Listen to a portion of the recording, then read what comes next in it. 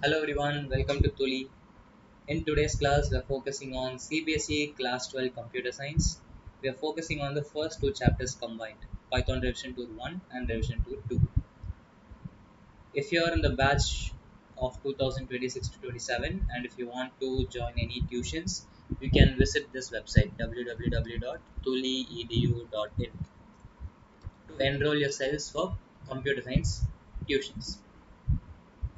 In today's class, we are going to focus on revision tool 1 and revision tool 2. We are not going to go very deep in revision tool 1 because that part is not focused more on your board exams.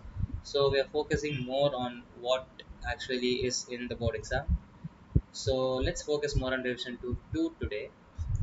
Open my Python screen. So in revision to 2, we purely have data types. So the data types that are covered are strings, list, tuples, and dictionaries, right? So we'll focus on each and every one of these data types starting from now. So let's start with a string. Let's start with strings. So now what is a string? A string is a collection of characters placed within a single or double quotes. Okay, that is string. So let's create a string. Let's say s is equal to hello. Now one important thing to know about strings are they are immutable. What is immutable?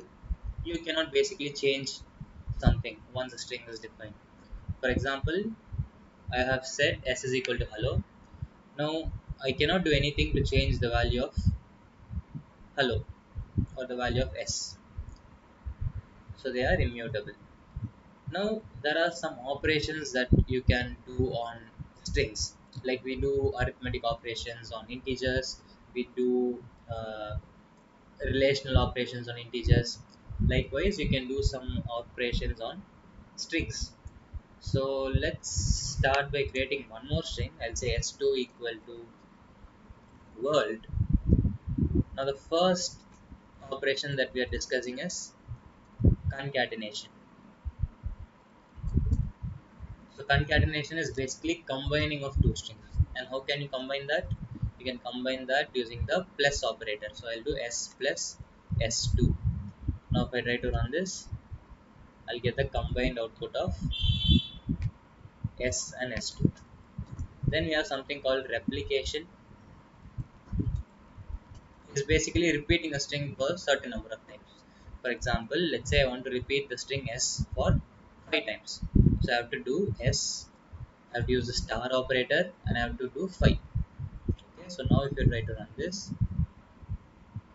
string is repeated for 5 times. This is replication. And then we have something called indexing. Indexing is nothing but accessing a character from a string using the index. Now what is index? Index is a special number assigned to each and every character of, let it be a string or tuple or list, whatever. Now indexing are in both directions. From left to right it starts from 0 to 1. It starts from 0. From right to left it starts from -1. So let's start. So if you start from the left, this is going to be 0, this is going to be 1, this is going to be 2, 3, 4. Now if you come from the right, this is going to be -1, this is -2, -3, and so on. So how do you get an element using indexing? Now let's say I want to get the second index element from the string s. Okay, so now all you have to do is print s. You have to put a square bracket and you have to mention 2. Okay, so what is in the second index? We have 0, 1, 2. So when I try to run this, I'll get L. Okay, you can also do it with negative index. So if I do print s square bracket -1, I'll get O.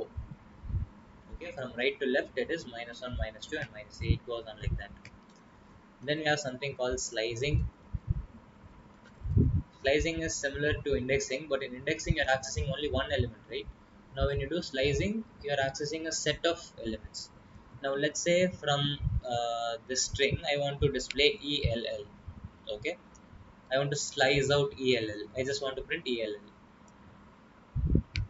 So it's the same. You have to print, you have to put s, you have to put a set of square brackets, but the syntax here is a little bit different. You have to mention the start index and you have to mention the end index, n plus 1 index. Okay, so I want ell, right? Ell. So where is it starting? It's starting from 0 1 index. So I'll replace the start with 1, and ell is ending in 0 1 to third index, right? So I'll change end to 3. So 1 colon 3 plus 1, this can also be written as 1 colon 4. Now if you try to run this, you will get ell. Okay, and there's also one more number that we can give. I can put 1 colon and I can say 2. Now this third argument, or the third number that we're giving, is the increment argument. Okay, just like how we use in the range function. Let's take a longer string for that to get a better understanding. So I'll say s3 equal to welcome to programming. So now if I do print s square bracket 1 colon, let's say 10 colon 2. So now what I'm trying to say here, I want to start from the first index. I want to go till 10th index but not 10, and the increment value is 2. So let's try to run this. My bad, I did it on s.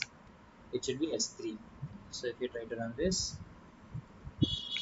we are starting with 1. So 1 is basically this e, right? We're starting at 1, then we're incrementing it by 2. So the second from E is C, right? Then the second from C is M. It goes on like that till 10 but not 10.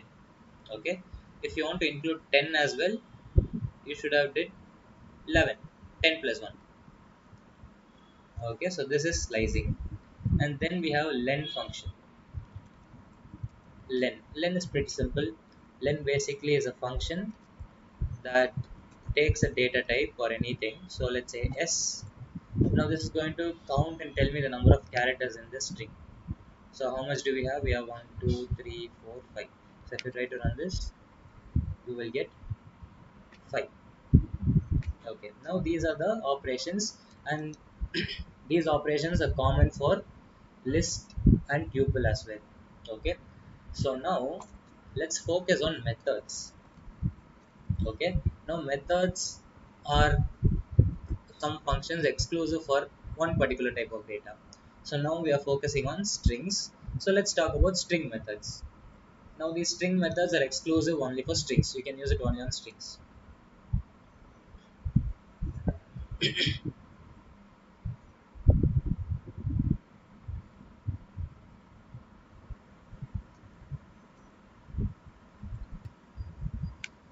Okay, I'm not going to explain you all the available methods.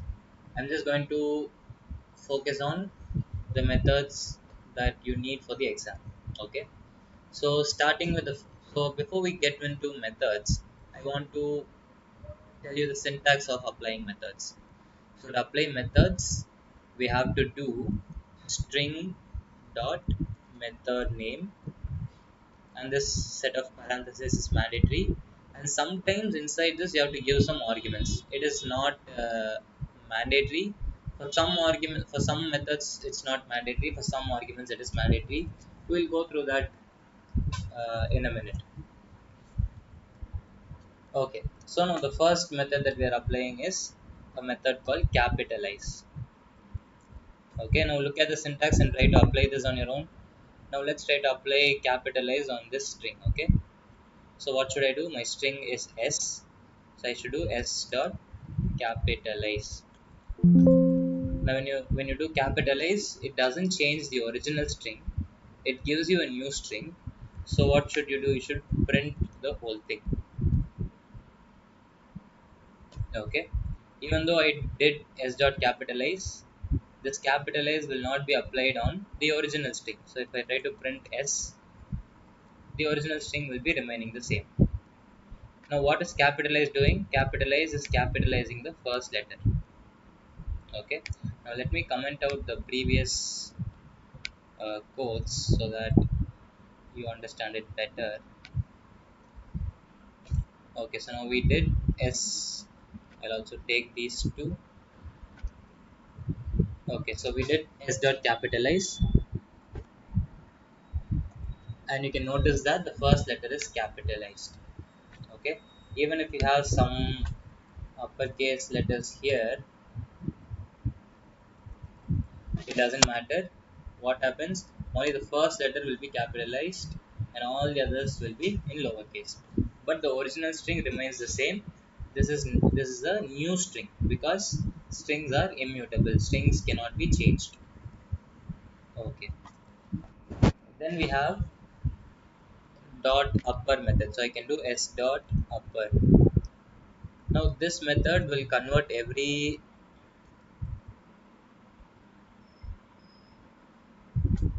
Okay, so it's s dot upper.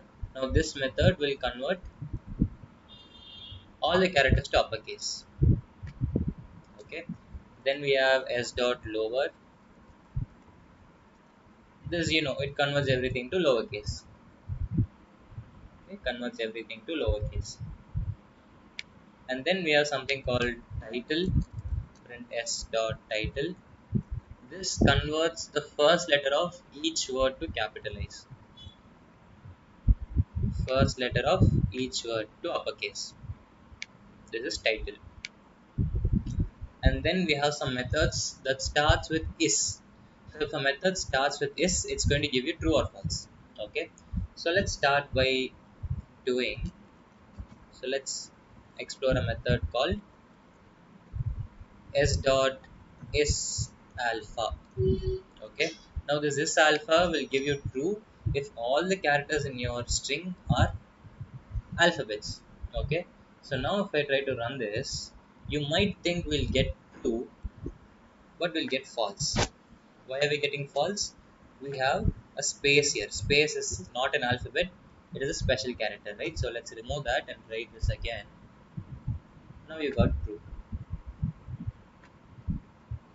Similarly, we have something called is digit. So is digit will give you true if all the characters in the string are digits. So let me create a new string for that. We don't have anything with digits. So I'll do 3, 4, 5. Now if you try to do s3 dot is digit, you will get true. Okay. Now even if I add one non-integer, non-number character here, it will give me false. Okay, that's how digit works. Then we have one method that combines both of these. That is al num. Okay, so I'll do s dot is al num. Now this will give me true if the whole string is alphabets, or if the whole string is digit, or if it's a combination of strings, if it's a combination of alphabets and numbers. Now when will this give me false? It will give me false if we have a special character. Okay, so let's say I introduce a space here again. Now if you check isalnum, it will give you false because there's a special character. Okay, similarly we have is lower. I'll do s2 dot is lower. This is my s2. Now this will give you true if all your characters are in lowercase. So for me it is giving me true,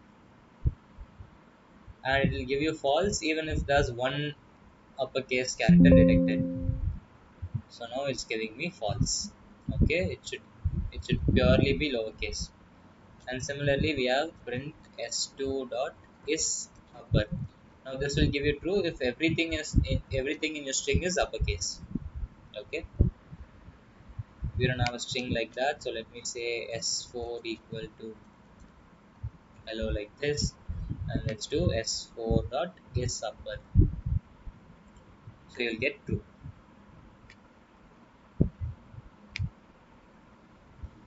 Okay, then we have to focus on a method called strip. So let's do print s dot strip. Now before we go to strip, I would like to teach you L strip and R strip, then we'll go to strip. Okay. Now let's say I do S dot L strip of, let's say I give hashtag sign. Okay, so I'm doing S dot L strip of hashtag.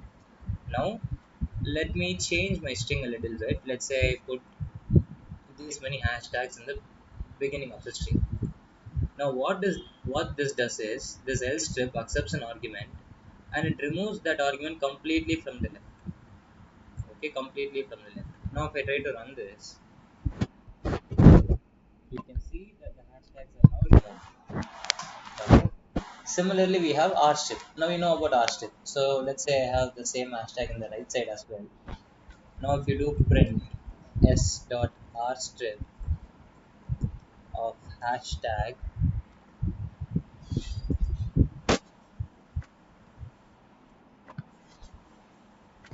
this is print. Okay.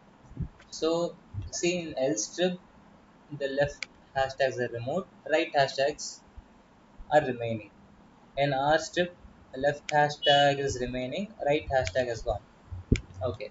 Now let's try to do just the strip, and inside I'm going to give hashtag. Okay. Now let's try to run this. Now this is the output for strip. Now strip is basically L strip plus R strip combined. Okay. So these are some of the methods that you need for your board exam.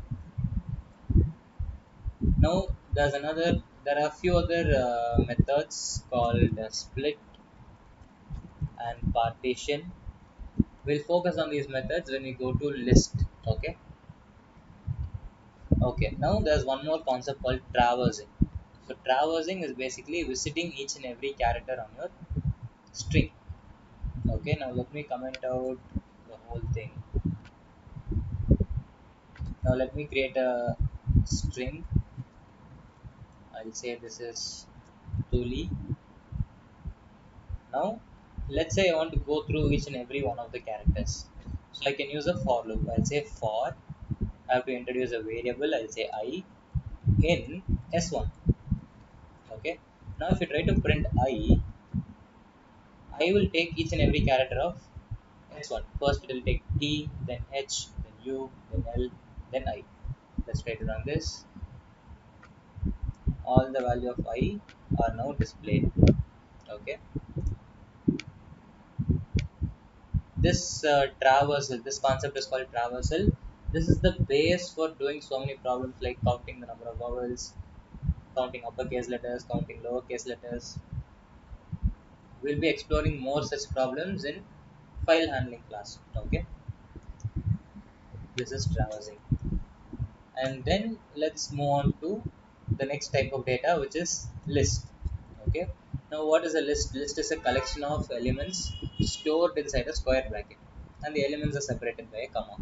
So let's say I create a list L equals 1, comma 2, comma 3, comma 4, comma 5. So I create a list of 5 numbers.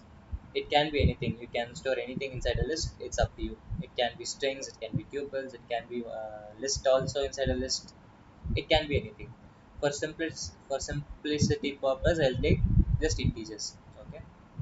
Now, in the beginning of strings, we saw 5 operations, right? Concatenation, replication, indexing, slicing, and len. All these 5 are applicable on a list as well. Okay, but there's a rule for concatenation. When you concatenate something, both data types should be same. For example, I should concatenate a string with a string. I should concatenate a list with a list. I cannot concatenate with a string with a list or a tuple with a list. You can only concatenate similar type of data. You can do replication, you can do indexing, you can do slicing, you can do len. Now indexing, each of these characters are considered as one index. It starts from 0 again. From left to right it starts from 0. From right to left it starts from -1, -2. That it goes that way. Okay. And there's different type of methods in list. We'll focus on that. And before we go into that, I want to teach you about the mutability of list. Now you might have heard about this. Lists are mutable, that is, you can change whatever you want inside a list. Now let's say I want to change this 5 to 500. Okay, that is possible in a list. How do I do it? I have to first find out the index of 5. 5 is in which index? It's in minus 1. Sorry, it's in 0, 1, 2, 3, 4. It's in the fourth index, right? So all I have to do is I have to mention the list name. I have to put square bracket 4 equal to 500. So list of 4 is no longer 5, it's 500. Now if you try to print L, you will not see 5, you will see 500. This is possible in list because lists are mutable, it can be changeable. Now let's focus on methods for list. Okay, the first method is very important. It's append. Okay, now this method accepts an argument, so I can do something like L dot append, and the argument can be anything. Now let's say 6. Now what will happen? The 6 will be added to the end of my list. Okay, now it doesn't return a new list for you. It does the changes in the same list. So like I did print s dot capitalize or print s dot upper, I'm not going to print it directly. I'm going to apply the method first, then print the original list. The changes will be done in the original list. Okay, when I did append, one element was added to my list, but it always goes to the end of the list when you do append.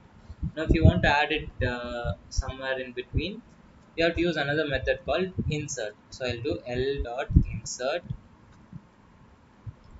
and you have to first mention the index number where you want to insert. Now let's say I want to add 200 after 2. Okay, I want to add 200 after 2.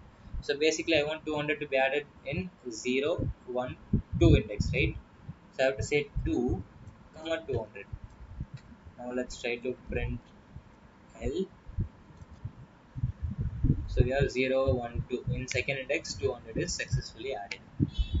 This is insert. Then you have a method called extend. Now this extend is to add multiple elements to your list. Okay, to the end of your list. Append will add only one element, right? If you do extend, it will add multiple elements to the end of your list. Now let's say L dot extend, and inside extend you have to give a list of numbers that you want to add. So let me say 7, 8, 9.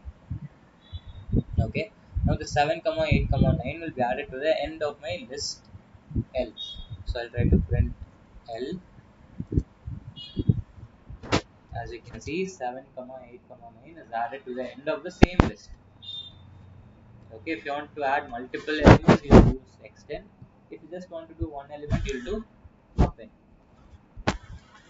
Okay, then we have something called remove. Okay, so I'll do L dot remove of, let's say I do 3. Okay, and if you try to print L, 3 will be removed from your list. See, there's no 3 here.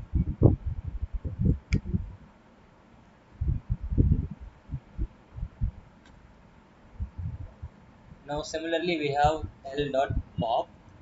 Pop is also going to remove something, but this is going to remove based on the index.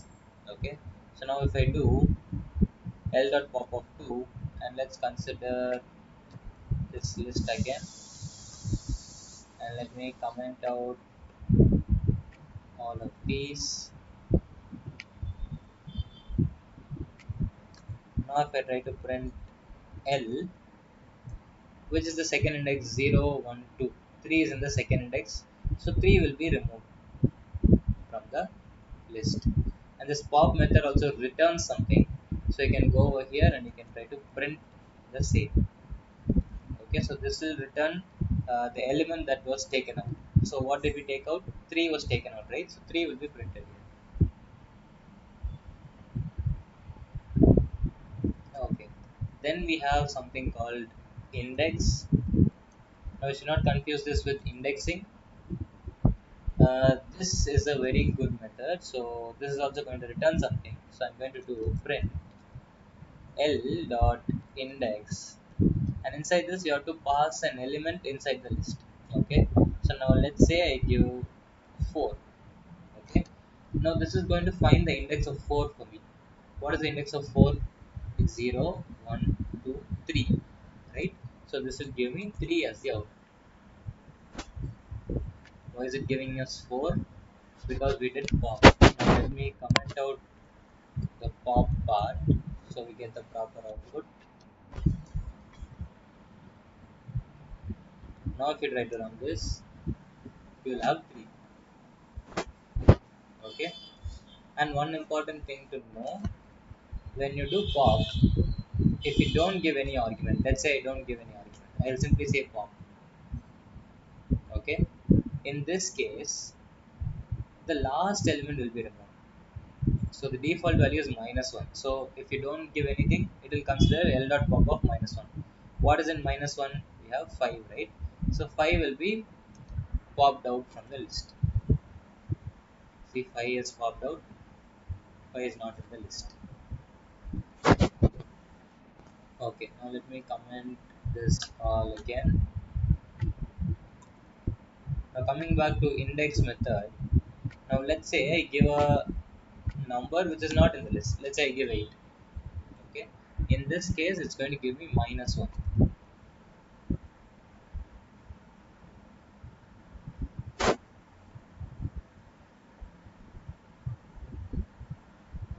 Okay, this one give you -1. This is going to give you an error. So when you enter a number which is not in your list, it's giving you error. Okay, now there's another method called count. Okay, this is going to count the number of elements that you give inside the list. For example, let's say I do print L dot count of, you should give some argument. Okay, so I'll do 1. So this is going to count the number of times 1 occurred in your list. Okay, how many times did 1 occur in my list? Only 1 time, right? So I'll get 1 as the output. Now if I add more, this is going to count all the ones and give me the output.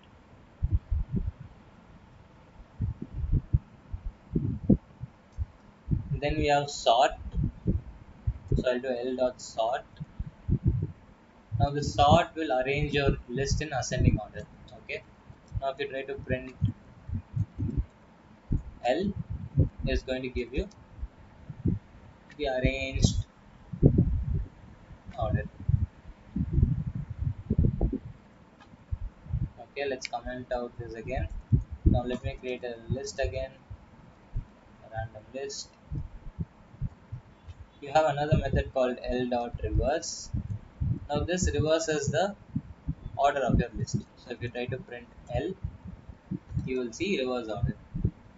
Okay, whatever order you give, the reverse of that will be given here.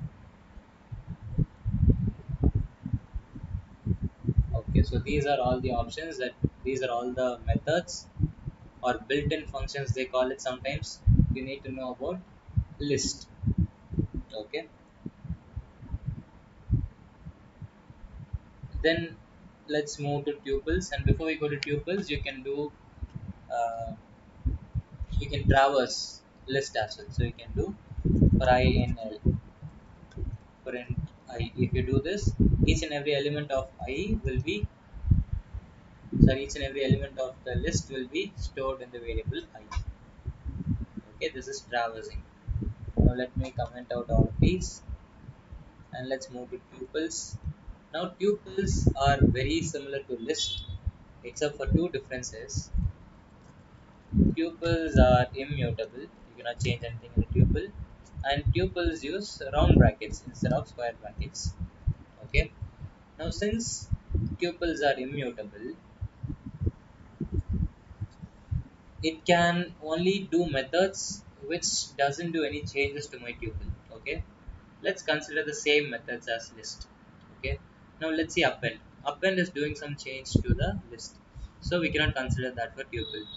Insert is also doing some change, extend is also doing, remove is also doing change. Pop is also doing change. Index is not doing any change, right? It's just giving me the index position of 4. It's not doing any change. Count is also not doing any change. So only these two methods are applicable on tuples. Only these two methods. Other than these two methods, that is count and index, if you put, you'll get error because tuples are immutable. And we have min and max functions. So to find out the maximum number from a list or from a tuple, you can use min and max function. So let's say I have a list of,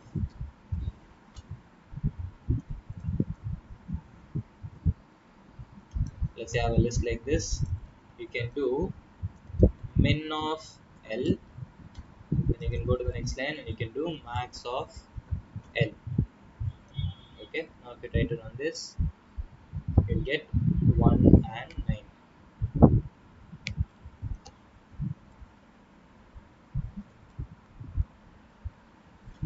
This is applicable on tuple also. So let's say my L is now a tuple.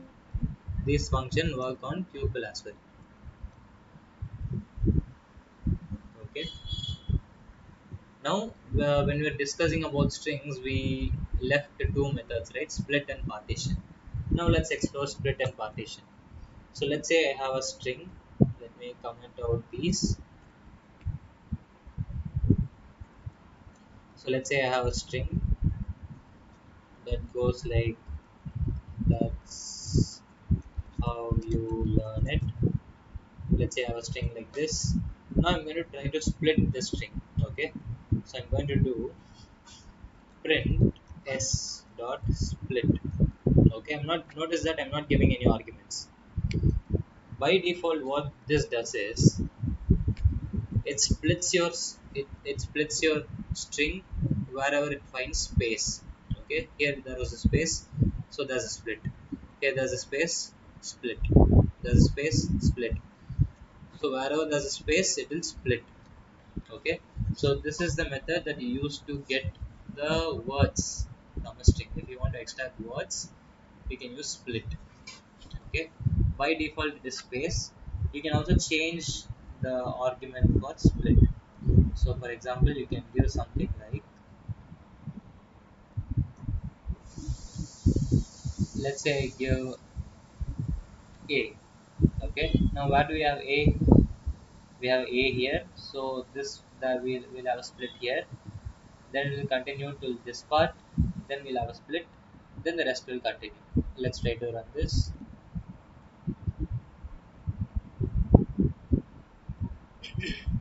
So this is how split works. Okay, by default it is space. Okay, then we have partition. Now partition is also a bit similar to split, but partition won't repeat it as many times as split. Partition will just do it only once. Okay, so let's try to do s dot partition. Now where is our first space? This is our first space, right? So this will do before, after, and the element. Whatever we are splitting, that will also be included. So I'll have that's, I'll have space, I'll have how you learn it. Okay, let's try to run this. Okay, for partition you have to give an argument. So let's say I give a space. Okay, now where is the first space? This is the first space, right? So if you try to run this, everything before the first space is printed, the space is also printed, and everything after the first space is also printed. Okay, instead of a space, if you put, let's say I put u. Where's my first u? This is my first u. So I'll have everything before, I'll have the u, and I'll have everything after u. Okay, so the length of partition is always 3, and if you do partition, you get the output in a tuple. If you do split, you'll get the output in a list. Okay, so these are all the important methods that we have to discuss on revision to 2. And finally we have dictionaries. So let's quickly focus on dictionary.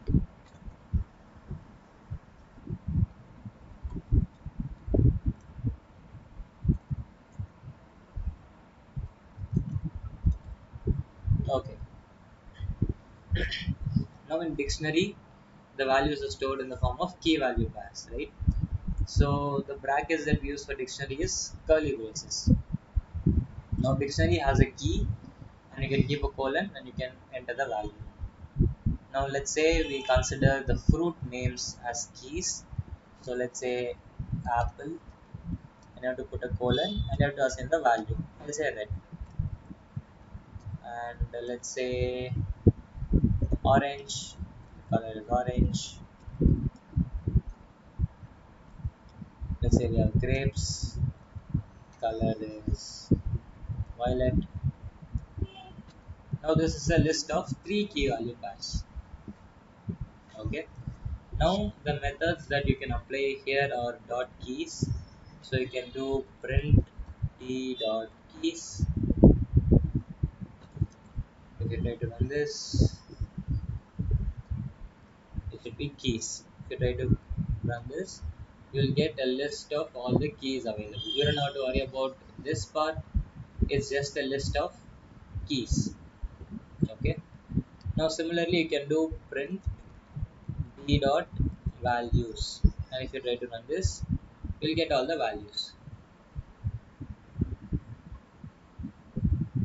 Okay. Then we also have dot items. I have to do d dot items. Now this will give you a list of tuples.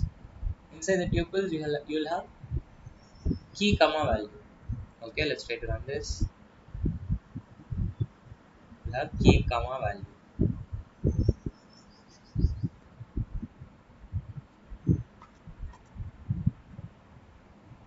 Okay.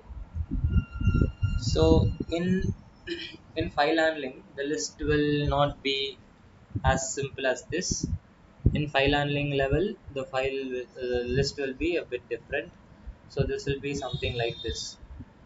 So let's say this is student ID, and for one particular key you'll have multiple values, and that will be stored in the form of a list. So let's say this is the student name, this is their class, this is their section, and let's say this is their marks. Okay, let's say I have one more student. Let me copy this, put it here. Let's say 002, and this is XYZ, and the mark is 300. Okay, now in file handling cases, you will have questions like this. Now how do you approach these type of questions? In most of these type of questions, you should traverse the dictionary, right? Now you should know what will happen if you traverse the dictionary. Let's try to traverse the dictionary. So let's comment out this part. Let's try to traverse the dictionary. So let's try to do for I in D, and let's try to print I. Let's see what is the value of I. Okay, so if I traverse the dictionary, I'll get the keys. Okay, now with the help of keys, how can I get the values? To do that, you have to simply do d square bracket key. So whatever key you mention, you'll get the value. So I'll do 001, and let's try to print the same. Let me remove this. Now if you try to run this, you'll get the value of 001. Okay. Now let's say I want only the name. So this part is giving you the list, right? Now from the list, I want the 0th index. So I get the name. So I have to come out of this. I have to put one more square bracket. I have to put 0. Now let's say I want to check the first letter of this name. So this whole part is giving me the string. Now from here I want the 0 index, right? So square bracket 0. So you can get the first letter of the student. Okay. And if you want marks, you have to do 0, 1, 2, 3. You have to do 3. Okay. Now how do I do it for all the people, all the students have to use for I in B. Now if I simply print I, you know what will happen, right? I'll get only the keys. Now from previous example, you know how to access values using keys. So you should simply do D square bracket I. This will give you all the values. And based on the question, whatever you want, you can extract that.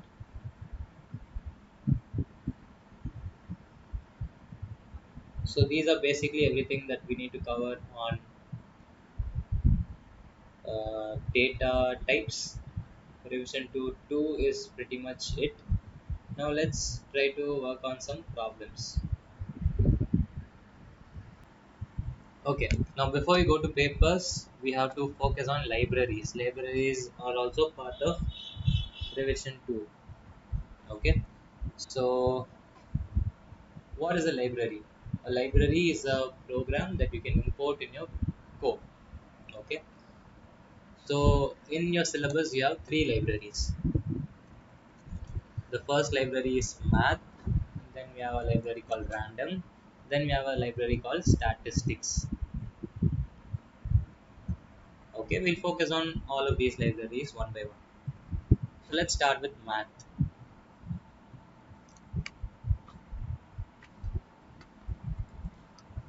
So to use math, I have to do import math. Again, this math library has so many functions. Let's focus on few functions that are important for us. Okay. So first we have a method called factorial. So I'm going to print math dot factorial of any number. Let's say I put 5. You'll get the factorial of 5. Okay. Then we have math dot sqrt. Sqrt is basically square root. Okay. What is the square root of 49?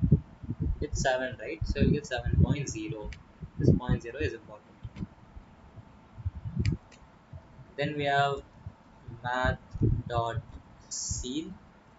Now ceil is the ceiling value. So let's say I put 4.8. Okay. What is the next integer? Now I have entered a float value, right? 4.8 is a float value. What is the next integer value of 4.8? It is 5, right? So if you try to run this, you will get 5. Ceil is the topmost value, the next integer value. Now even if I do 4.1, the next integer value is still 5, right? Now similarly, if you try to do math dot floor of, let's say I do 4.8. Now when you do floor, it's the previous integer value. What is the previous integer value of 4.8? Previous integer value of 4.8 is simply floor. Okay, so they will ask this. They might ask this floor and ceil. Okay, these are important functions from math library. Then if you go to random, this random library is basically used to generate random numbers. Now there are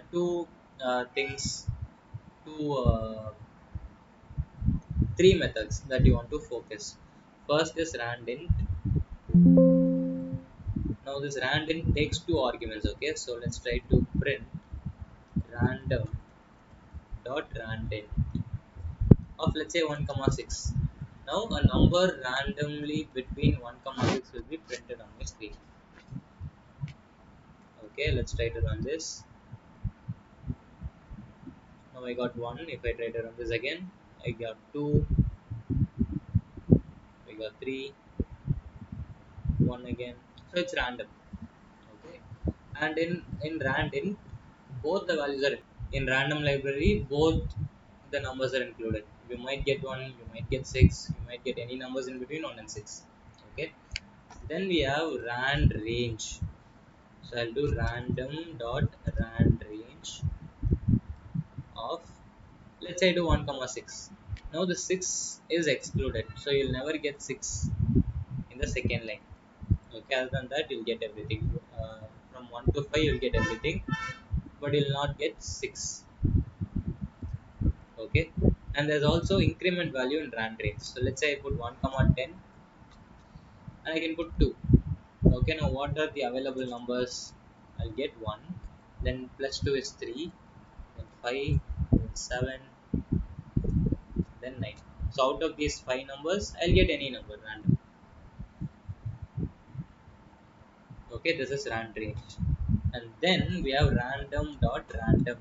They ask it rarely, random dot random. Now this doesn't take any argument.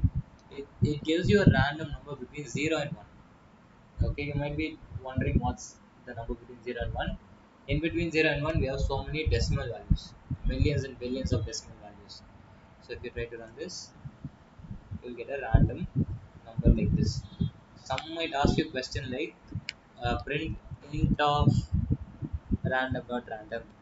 If they ask you a question like this, uh, you can blindly say 0 because it will random dot random will give you 0 point something, right? If you put int of 0 point something, it will give you 0. Okay, the next library is statistics. So I'm going to say import statistics. Now this has three methods. One is mode, median, and mean. Okay, mean, median, and mode basically. So for this you need a list. So let me create a list. Let it be a random list.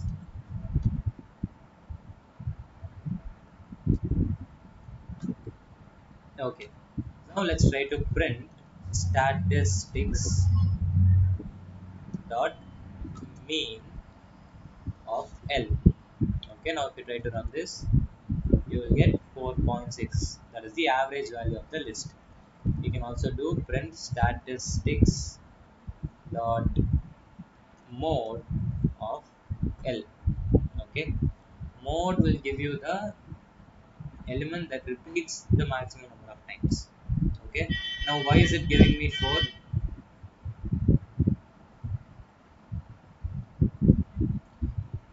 Now why is it giving me 4?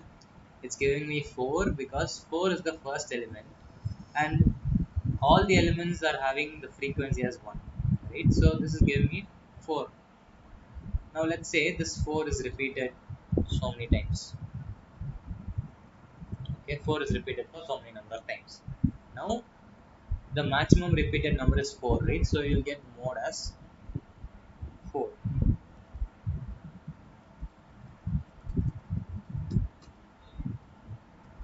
Okay, now let's try to apply median. So let's do print statistics dot median of L. Okay, now if you try to run this, you will get 4. Now let's see why we got 4. Now you might know that median is the middlemost value, right? But according to this list, you should have got 3. The reason why we got 4 is you should get the middlemost element, but the middlemost element should be from a sorted list. So it should be 1, comma 3, comma 4, comma 5, comma 10. Now find the middlemost element. It is 4. So that's the reason you got 4. With this, we have completed revision tour. Now in the next video, we will try to solve revision tour questions from sample papers. Thanks for watching. If you like this video, give me a like and subscribe so that you don't miss the following videos.